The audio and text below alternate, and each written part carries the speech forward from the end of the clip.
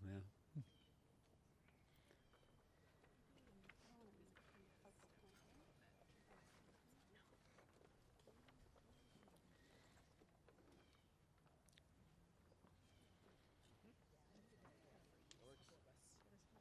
Yeah, tight together, yeah. Like we like each other. Yeah. Y'all ready? Wonderful. My name is James Talarico. I have the honor of serving as state representative for House District 50 here in the Texas House. And I am honored to be here with leaders from a variety of faith traditions in our community and across the state of Texas. We are here to celebrate an important victory in the fight against Christian nationalism. There was a bill passed in the last legislative session that would allow school districts to replace school counselors with untrained, unsupervised, unqualified religious chaplains. We had folks speak out against this bill from across the political spectrum, from across different faith traditions, from across different communities. And we are proud to announce that 25 of the biggest school districts in Texas have rejected this policy at the local level. We are protecting our students and we are protecting our religious liberties at the local level across the state of Texas. This is important progress, but we also want to recognize that this is a growing movement. This same bill has been proposed in multiple other states. This month alone, it has already passed 3 state legislatures, and there are 4 more where the bill was introduced just recently. So this is a fight that's far from over. We're happy to celebrate the victories here in Texas at the local level, but we've got to do so much more to resist Christian nationalism across the country. Christian nationalism is on the rise. 3 years ago, Christian nationalists stormed the U.S. Capitol, killing police officers while carrying crosses and signs reading "Jesus saves." 2 years ago, Christian nationalists on the U.S. Supreme Court overturned Roe v. Wade, allowing states like ours to outlaw abortion even in cases of rape and incest. And as we speak, Christian nationalist billionaires are attempting to dismantle public education in the state of Texas and therefore dismantle democracy. Let me be very clear. There is nothing Christian about Christian nationalism. It is the worship of power, political power, social power, economic power in the name of Christ. And it is a betrayal of Jesus of Nazareth. Jesus never asked us to kill police officers. Jesus never asked us to ban books, silence teachers, or defund schools. Jesus never asked us to control women's bodies. Jesus never asked us to establish a Christian theocracy. All he asked was that we love thy neighbor, not just our Christian neighbors, not just our straight neighbors, not just our male neighbors, not just our white neighbors, not just our rich neighbors. We are called to love all of our neighbors. And that is exactly the opposite of what Christian nationalism does in the world. And so I am calling upon all Christians and all Americans to confront the sin that is Christian nationalism and denounce it at every level. We have a couple of other speakers that are going to talk about this particular policy and the progress we've made, as well as this growing movement across the country and how we can fight back at all levels. Thank you all for being here and thank you for covering it.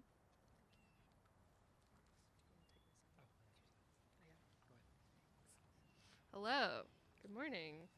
Afternoon, I guess.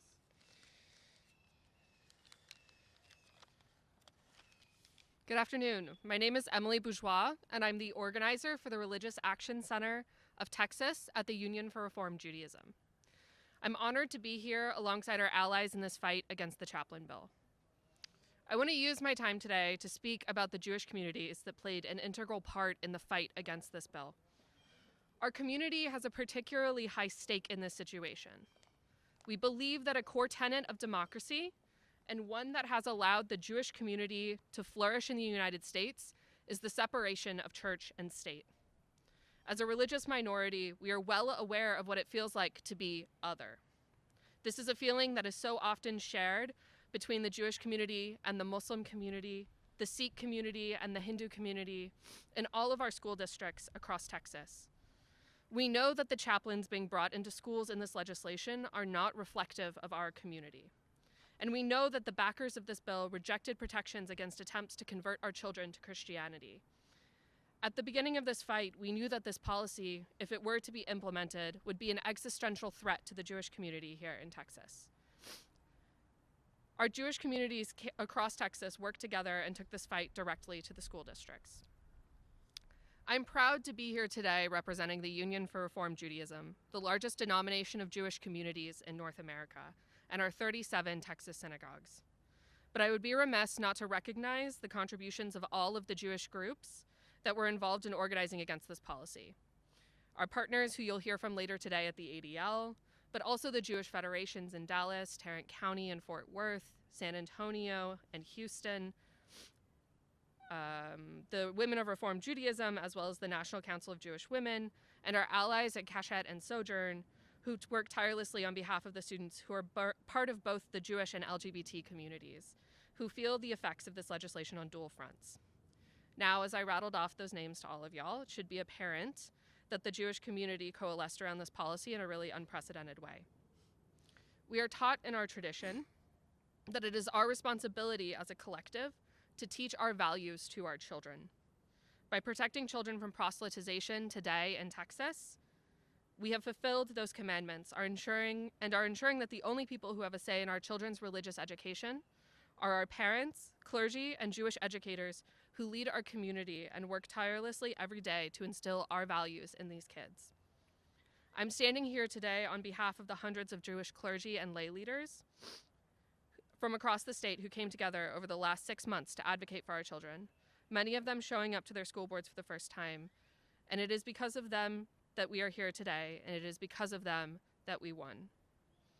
The Jewish community worked alongside our Interfaith Allies who are here today because we know that we are stronger together. When we raise our voices as one community of faith here in Texas, we win.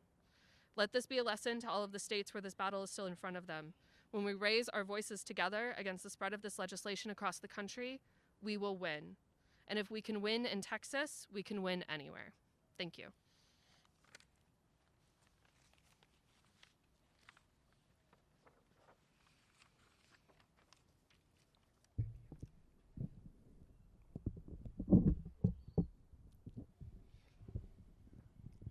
Well, forgive me here. I'm a little tall on this microphone.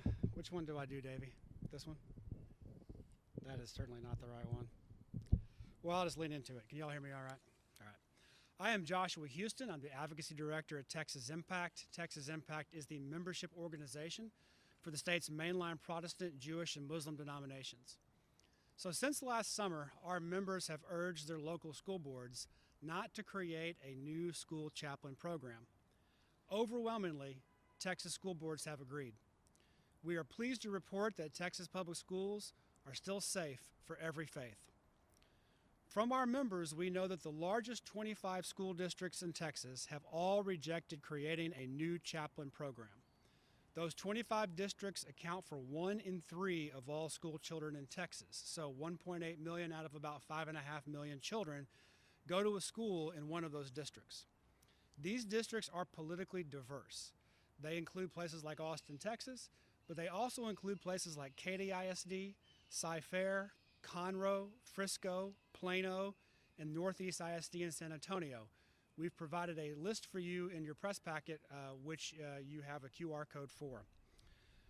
So we think that Texas is a case study for those in other states facing similar legislation. Over the last 6 months, it was local people of faith talking to their locally elected school boards that caused this outcome. People of faith provided cover for trustees that was quite critical. So local people of faith could say, you know, we know professional chaplaincy. Some of us are professional chaplains.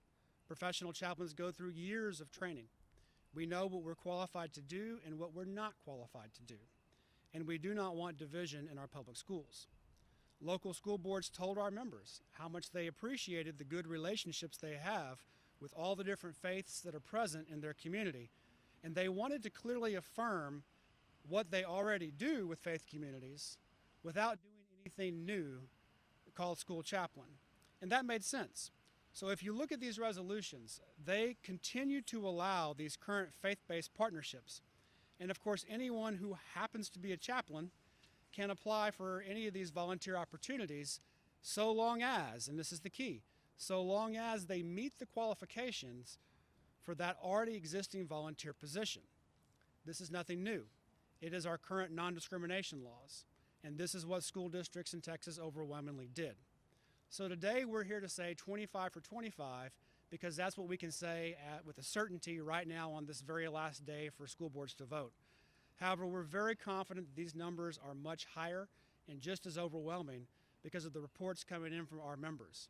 So in their local lobby efforts, our members report that it really didn't matter whether a school board leaned conservative or leaned liberal, that they all had no interest in doing anything new. A couple of examples that are not in the top 25 that have been in the news a lot lately: Southlake, Grapevine-Colleyville, Keller, Mansfield, all those Tarrant County so-called Patriot Mobile Pack districts, all of them rejected. So that's why we say that we're confident that Texas public schools are still safe for every faith. Thank you.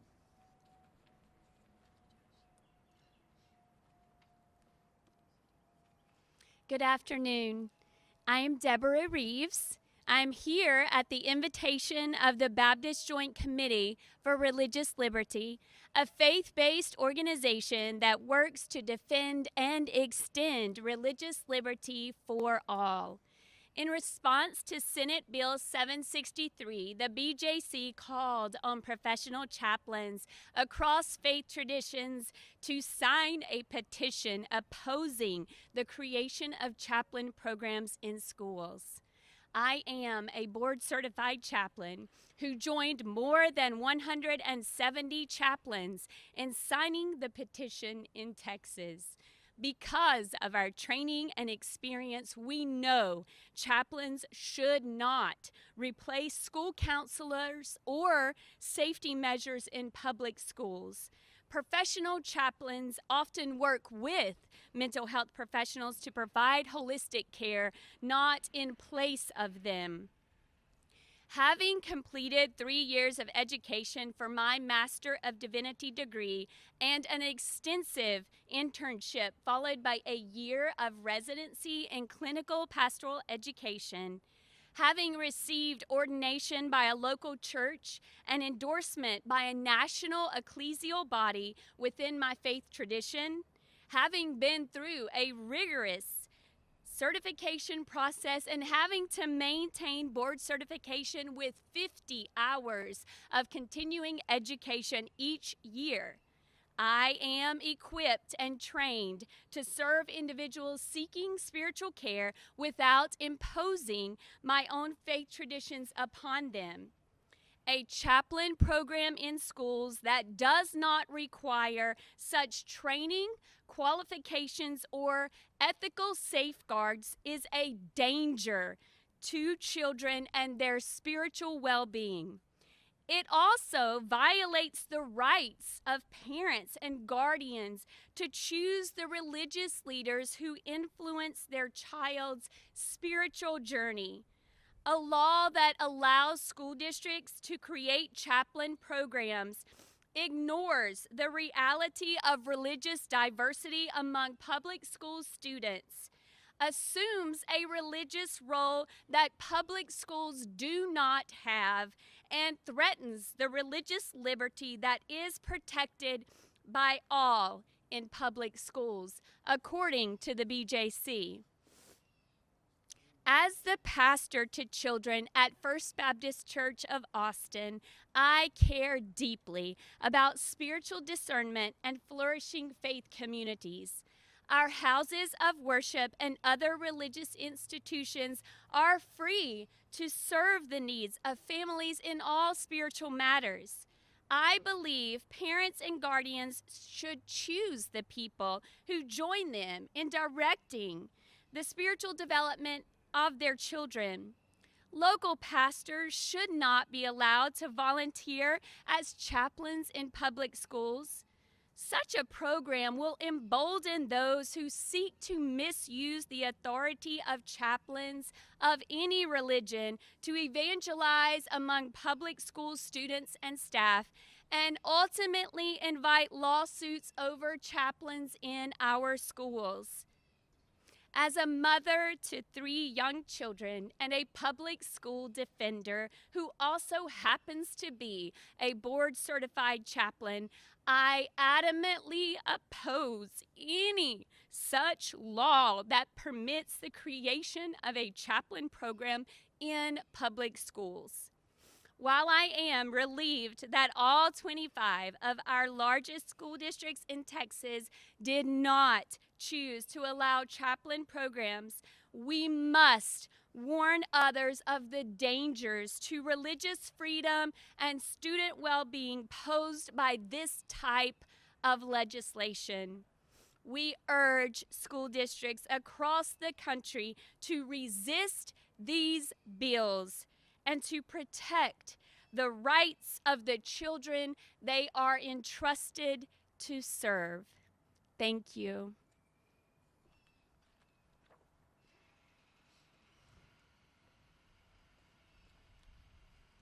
Good afternoon. My name is Jackie Nierenberg, and I am the Regional Director for the Anti-Defamation League. ADL is an organization that has long held that the best way to protect religious liberty is to keep the government out of religion and religion out of government. Since 1913, ADL has been an ardent advocate for religious freedom for all Americans, whether in the majority or the minority. We believe that the best way to safeguard religious freedom is through the separation of church and state, embodied in Article 1, Section 6 of the Texas Constitution. ADL actively organized against SB 763 before its passage from contacting legislators to even submitting a letter to Governor Abbott requesting that he veto the bill. We were proud to collaborate with and advocate alongside our partner organizations that you see here today. Texans of all faiths and backgrounds came together to work with our school boards and to protect Texas students. It speaks to the hard work of our volunteers, the passion they feel about fighting for religious freedom for all students, that so few school districts opted to implement this new program. ADL believes in creating a just and inclusive society for all, and to that end, Texas students and Texas families have won today, and I hope to see that reflected in other states around the country. Thank you.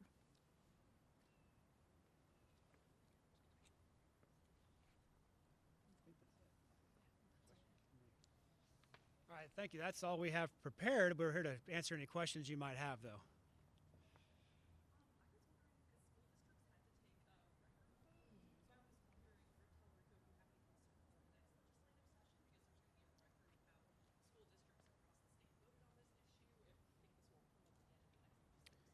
I actually think that the record votes are an asset to our cause because it's going to show lawmakers that this is deeply unpopular in all parts of the state. You know, we've talked about the 25 biggest school districts, but this was also defeated in small rural school districts too, in small towns around the state. So there's no part of Texas where folks want untrained, unqualified, unsupervised religious chaplains replacing school counselors. So this idea was defeated at the local level in every corner of Texas. And so I think that bodes well for our chances of pushing back against Christian nationalism next session. Any other questions? Wonderful. Well, thank you all again for being here. We really appreciate it.